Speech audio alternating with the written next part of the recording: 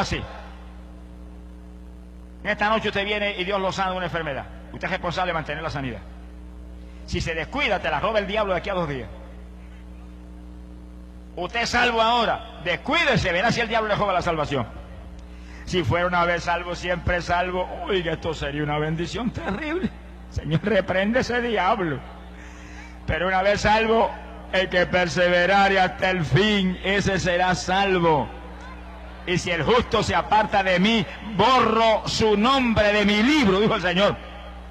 El que tiene lápiz para escribir allá arriba tiene una goma más grande que este estadio para mojar también. Alábelo si puede. No, una vez salvo no se puede perder. Una vez salvo vemos en la Biblia cuántos se perdieron. ¿Cuántos habla Pablo en la Biblia que se apartaron de la fe? Y también profetiza que en este tiempo se apartarán de la fe. Y esos que estaban en la fe no eran salvos. Es un cuento de vieja que el que crea eso porque está más ciego que Bartimeo. Alábelo, que el Señor le ama. Sonrían si puede. Pero eso es una doctrina mortal. Mortal. El diablo es un listo. Eso le quita el incentivo de buscar de Dios a montones de cristianos. Ah, ya yo recibí el Espíritu, me confirmó mi salvación, no me puedo perder. Descuídate que te lleva Belcebú. Alablo, que el Señor le ama. Sea bendito el Señor Jesús.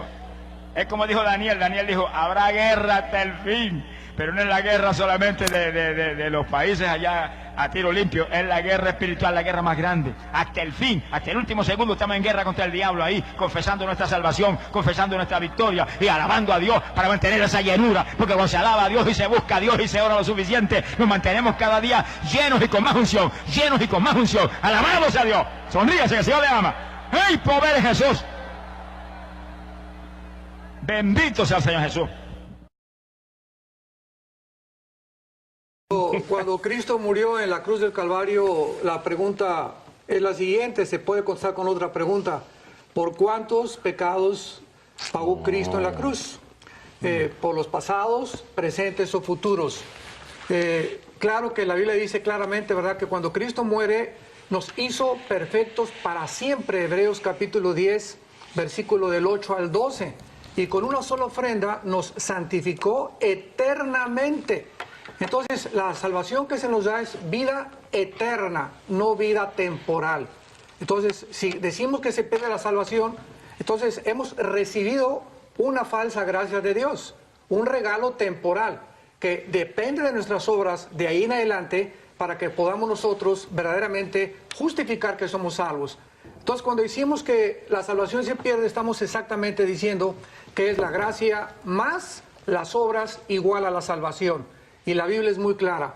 Por gracia somos salvos por medio de la fe, no por obras. No hay absolutamente ninguna obra que pueda adjudicarse a la perfecta obra terminada en la cruz de Cristo. Amén.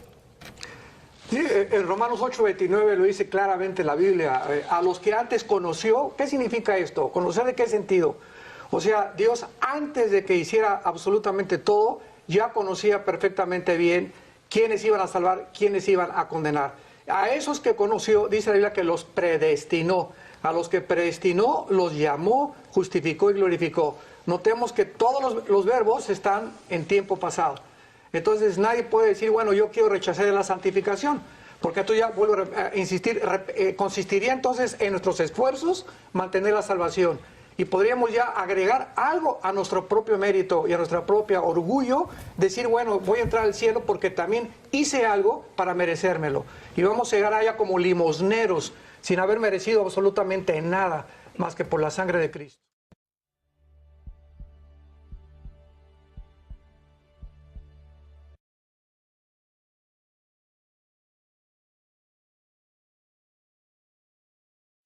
¿Se pierde la salvación para un cristiano? Algunos dicen que sí. Para los que dicen que sí primero, les hago una pregunta. Si usted dice que la salvación se pierde, le pregunto, ¿cuántos pecados tienes que cometer para perder la salvación? ¿1, 5, 10, 50, 1000? Según Efesios 2, 8 y 9, dice la Biblia que la salvación la obtenemos por medio de la fe, por gracia, por medio de la fe. Y esto no es de nosotros, es un don de Dios, es un regalo de Dios. No por obras, dice, para que nadie se gloríe. Entonces, ¿cómo obtenemos la fe? Perdón, ¿cómo obtenemos la salvación? Por medio de la fe. Es decir, no tuvimos que hacer buenas obras para ganarnos la salvación. ¿Estamos de acuerdo en eso? Ok. Para los que dicen que se pierde la salvación, si obtuviste tu salvación por medio de la fe, ahora tú puedes preservarla por medio de las obras. Si no pudiste ganarla por medio de las obras, ¿tú crees que por medio de hacer buenas obras la puedes preservar? ¿Podría alguien preservar su salvación por hacer buenas obras? Otra pregunta para los que dicen que sí se pierde la salvación. ¿Cuáles obras buenas debo de hacer para no perderla? Y me responderán, tales, tales y tales. Ok, tales cosas debo de hacer para no perder mi salvación. Ok, vamos. Pero, ¿y si fallo en alguna de esas tales, tales y tales? ¿Pierdo mi salvación? Pues sí. Ok. ¿Y si me arrepiento? ¿Qué? ¿Vuelvo a nacer de nuevo? Acá está la predicación, no allá. A ver. Si yo pierdo mi salvación por faltar en tales y tales cosas, ok, ya la perdí. Pero, ¿y si me arrepiento de haber hecho esas cosas? ¿Qué? ¿Vuelvo a nacer de nuevo? Cada vez que yo pierda la salvación, y si me arrepiento la recupero y vuelvo a nacer de nuevo. Bueno, nada más lo estoy haciendo reflexionar. Otra pregunta, ¿cuántas veces al año puedo perder mi salvación? ¿Cuántas veces al año tengo que nacer de nuevo? No me vean feo, apenas estamos empezando. Y me va a llevar 5 temas al respecto para que ustedes se ubiquen en la doctrina de la gracia.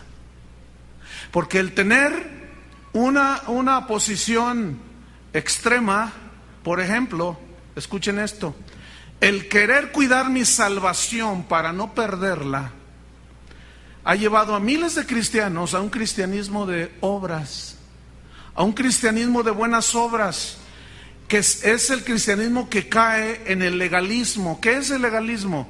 Un montón de reglas añadidas para obtener la salvación y para guardar y proteger mi salvación.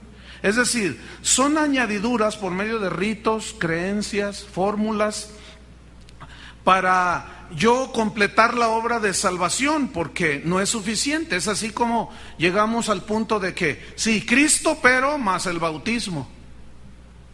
Y el bautismo no salva. Salva la fe en Cristo. Pero algunos dicen, no, bueno, sí, la fe en Cristo, pero además el bautismo. No, sí, la fe en Cristo, pero además una penca de nopal en la espalda. No, sí, Cristo, pero además San Filemón. No, sí, entonces comenzamos a hacer un sinfín de reglas que no tienen nada que ver con la obtención y la preservación de la salvación, y caemos en un legalismo. Déjenme demostrárselos en la Biblia. Vamos al libro de los Hechos, capítulo 15. Pongan mucha atención, porque ahora los que nos visitan hoy por primera o segunda vez, les va a costar un poco de trabajo entender lo que yo estoy enseñando, porque ya llevamos 11 conferencias al respecto, entonces no puedo dar otra explicación de las 10 pasadas. Vamos a Hechos capítulo 15, versículo 1. ¿Ya lo encontró? Voy a leer. Dice así: entonces algunos que venían de Judea enseñaban a los hermanos lo siguiente: si no se circuncidan conforme al rito de Moisés, no podéis ser salvos.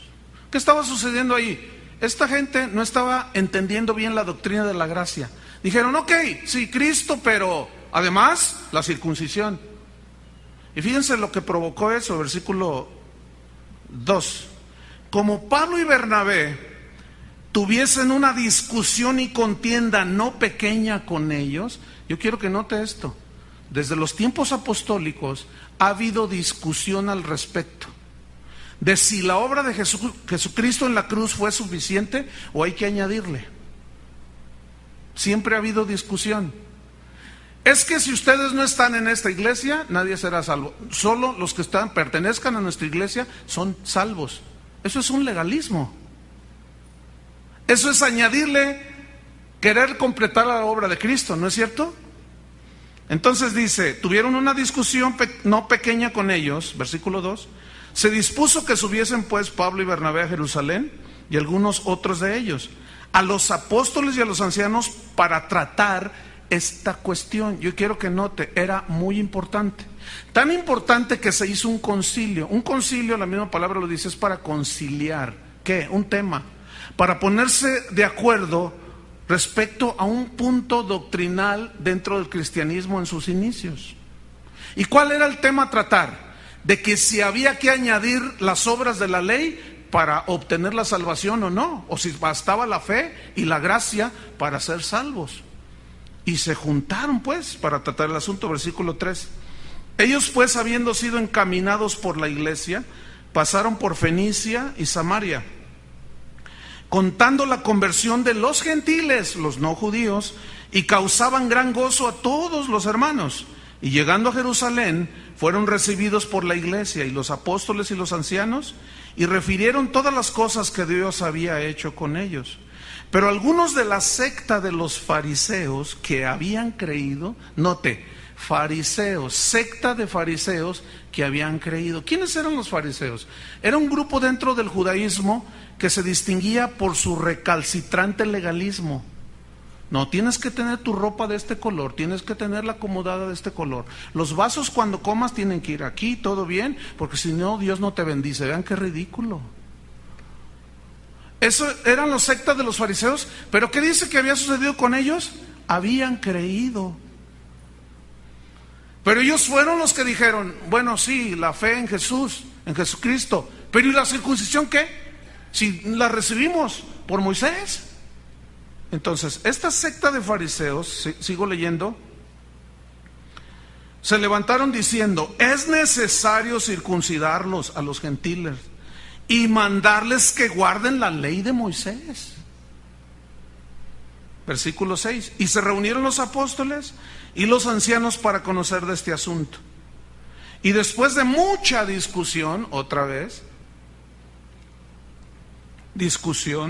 Pedro se levantó y les dijo, varones hermanos, vosotros sabéis como ya hace algún tiempo Dios escogió que los gentiles oyesen por mi boca la palabra del evangelio y creyesen. 8. Y Dios, que conoce los corazones, les dio testimonio, dándoles el Espíritu Santo, lo mismo que a nosotros.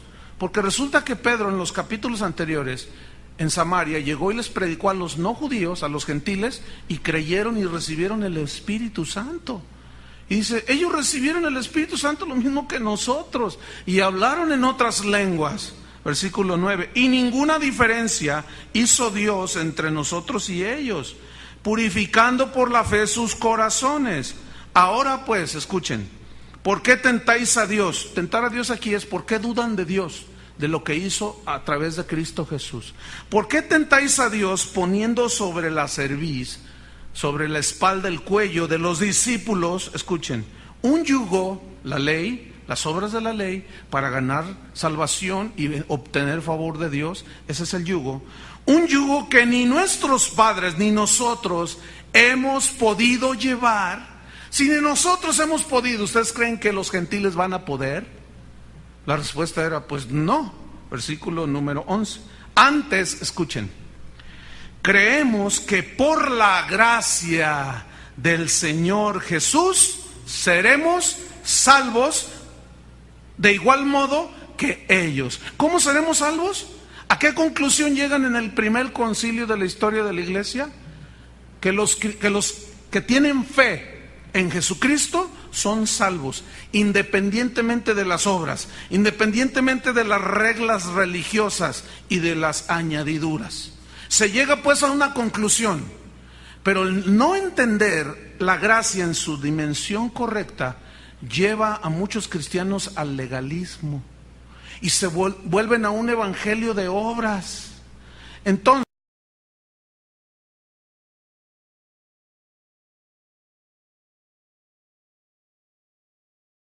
¿es posible perder la salvación? Una vez somos salvos, ¿podemos llegar a condenarnos? Hay mucha gente que piensa que la salvación puede perderse, pero tú tendrías que ignorar múltiples pasajes bíblicos para llegar a esa conclusión. Y lo que mucha gente teme es que si decimos que la salvación no se pierde, que la gente va a vivir de una manera irresponsable.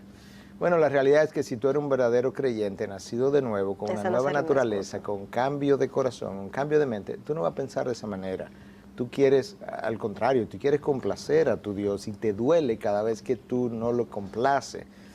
Cuando tú ves a alguien que ciertamente que dice haberse convertido y que luego no le importa cómo vive porque él tiene su salvación segura, tú puedes asegurar que él no es salvo. La persona salva piensa de una manera distinta.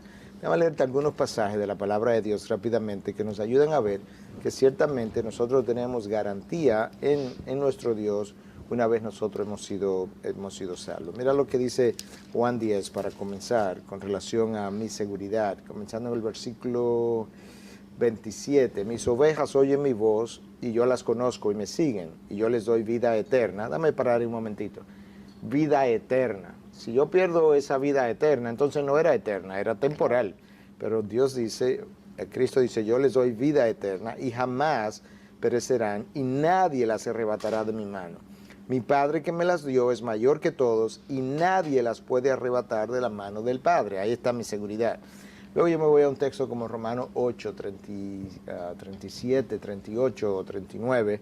Y yo encuentro que ahora la palabra me dice que nada nos puede separar del amor de Dios que es en Cristo Jesús. Ni la muerte ni la vida, ni los ángeles ni principados, ni lo presente ni lo porvenir, ni ninguna otra cosa creada nos puede separar de Dios. Tú eres una cosa creada y dice, ninguna otra cosa creada me pueden separar de Dios. Eso es al final del capítulo 8 de Romanos, versículo 38, 39, para ser más exacto. Y luego te vas a Filipenses 1:6, donde se nos dice que aquel que comenzó la buena obra será fiel hasta el día de la redención, hasta completar esa obra. De manera, y esos son 2 o 3 pasajes a manera de ilustración. Mi salvación está garantizada por Dios. No soy yo que soy tan fiel, es Él que es fiel y me preserva. Y si tú eres un verdadero creyente, tú vas a ser responsable con tu salvación.